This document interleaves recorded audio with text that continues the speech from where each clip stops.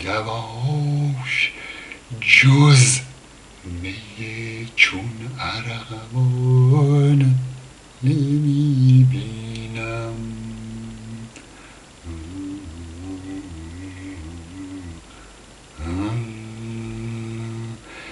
نشان اهل خدا عاشقیست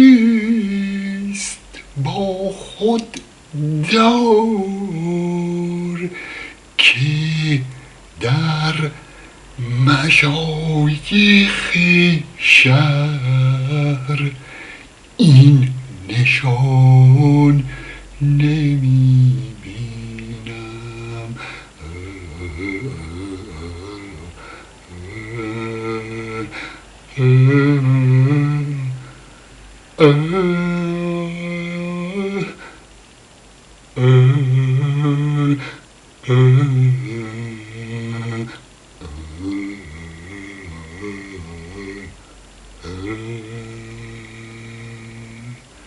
غم زمانه که هیچش گران نمی بینم، دواش جز می چون ارغوان نمی بینم.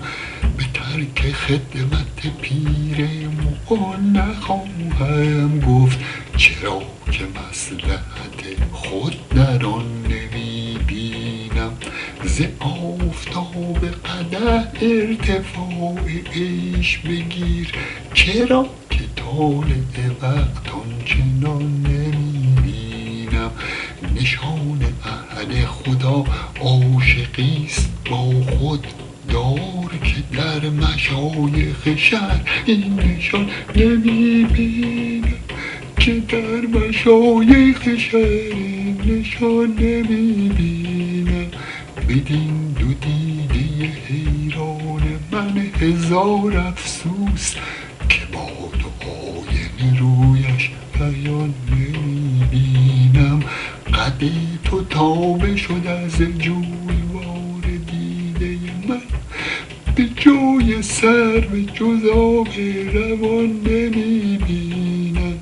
در این خمار کسم جرعه ای نمی بخشد، ببین